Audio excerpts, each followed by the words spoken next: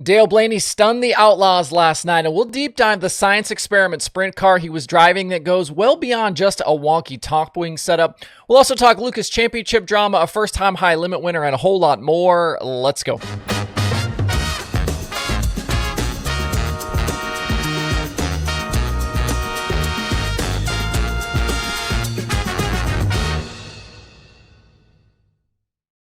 It's Sunday, September 28th. I'm Justin Fiedler. This is DIRTRACKR Daily presented by Kubota Genuine Parts. What makes a Kubota Genuine oil filter different? Well, it starts with a spring-retaining cover that protects against stress, a heat-treated steel tension spring to prevent unwanted bypass, heavy-duty end cap seals to help prevent leaks, and filtration media designed to capture harmful debris. Every component is engineered for one purpose: to help protect your investment. Kubota Genuine oil filters, pure performance, do it right. If you're curious about learning more about Kubota Genuine Parts, you can visit KubotaUSA.com or your local Kubota dealer. If you need to locate one of the more than 1,000 dealers nationwide, open up the My Kubota app and click the dealers button at the bottom.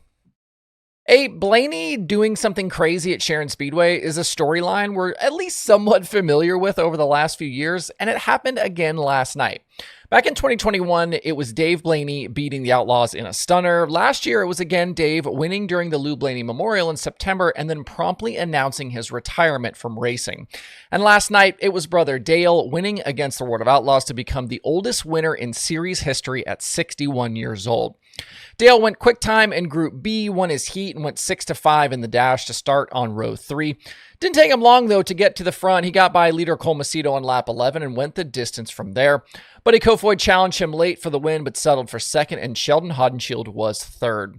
Blaney hadn't won with the Outlaws since 2015 when he won the spring show at Attica, and he won one of a pair of Silver Cup features at Lernerville. What's even crazier is Dale doesn't even hardly race anymore. Last night was only his 6th sprint car start of the year, and he hadn't raced since August 11th. He beat a big field of 54 cars and did it in front of a packed crowd at Sharon. There's a lot to talk about with that Blaney car, but we'll get to that here in a minute. The other Outlaw show this week was won by David Gravelback on Friday at Millstream. He topped Kofoid and Logan Schuchart in that one for series win number 15 on the year. Gravel maintains a 150-point lead over Kofoid headed next to the National Open at Williams Grove. That starts this coming Friday. In his first races in the new ride, Donnie Schatz went 17th to 10th at Millstream and 16th tonight at Sharon. Casey Jedrzejek was the highest finishing local on the weekend, going 11th to 5th at Millstream. That is obviously if you don't count Dale Blaney. Back to that Blaney car, there are several photos of it floating around today, including one from the heat race where you can clearly see how different the top wing is in comparison to, if you want to just look back in that picture, the 32 of Bryce Lucius behind him. Dave Blaney has long been a mad sprint car scientist, and it's not been uncommon to see wild-looking cars rolled out of their trailer. This current iteration had people talking, but there's a lot more to see beyond just that top wing, which is mounted way more towards the right. It's turned a bit and has side panels mounted like the Crite 69K or the Silva qualifying wing on the 57. The nose wing as well has the sideboards mounted very differently. What stands out to me more, though, is the suspension on the car. My friend Paul Arch sent me this photo from yesterday, and you get a good look at how offset the car is with that rear axle. We can also see a very different shock and spring setup than we see anywhere else. This car actually has both torsion arms and bars, but also coilovers. The standard in the game right now is shocks with torsion bars and arms. And then we've got Tanner Thorson and Sammy Swindell running coilover cars with no torsion bars. Here, though, we've got Blaney running both. I'm told that that right rear bar is actually longer than standard, and the tube had to be extended to accommodate it. And these shocks on the car, they're not a standard FK or a Penske or a CSI. These are actually through rod shocks from Penske.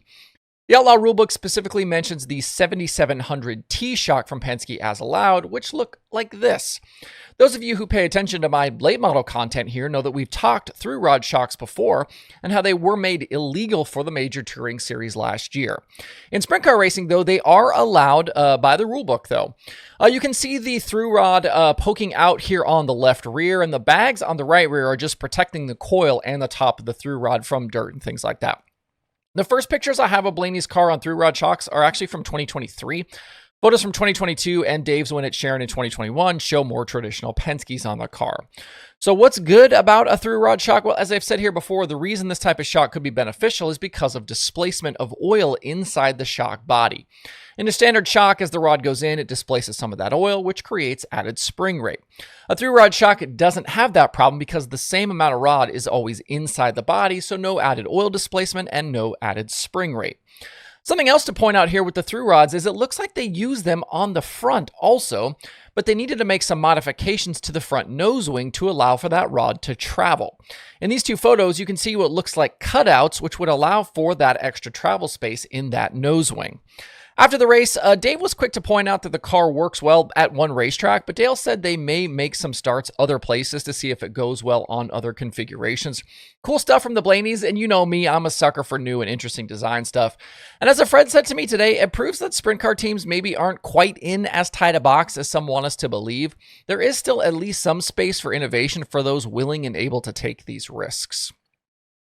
The Lucas Championship chase got off to a raucous start this weekend at Brownstown. We had two separate incidents of Lucas Chaser on Chaser crime. Friday, it was Ricky Thornton Jr. getting into the back of Hudson O'Neal, sending him around. And Saturday, it was Devin Moran and Jonathan Davenport coming together. In the RTJ incident, O'Neal ended up spun around and then got hit by Daniel Hilzebeck, ending his night with suspension damage. Huddy's weekend didn't get better on Saturday as he faded late in the feature to 17th. The 270 points that O'Neal now trails the points lead by basically takes him out of contention for the championship.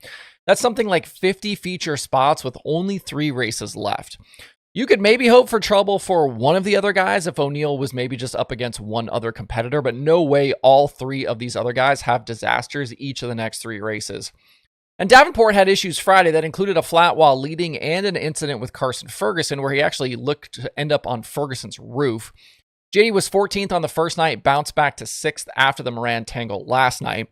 The RTJ deal with O'Neal definitely looked like it had something behind it. Maybe there was contact before. The two did trade spots on that restart.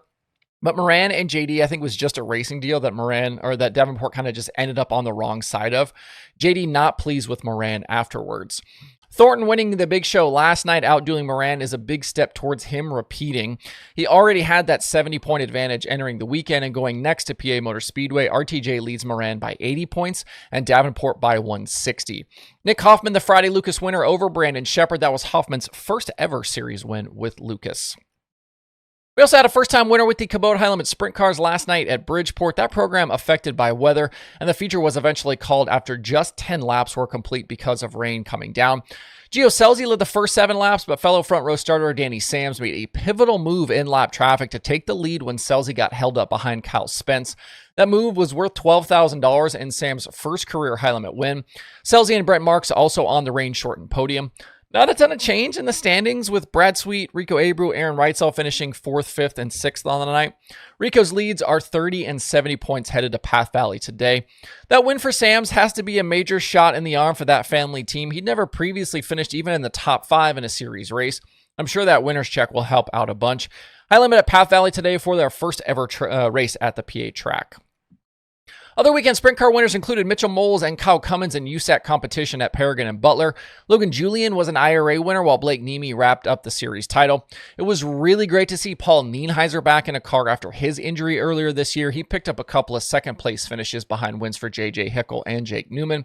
Brent Marks won Friday at Williams Grove. RJ Johnson won the CRA show at Paris, and Andy Forsberg was the Fall Nationals winner at Chico.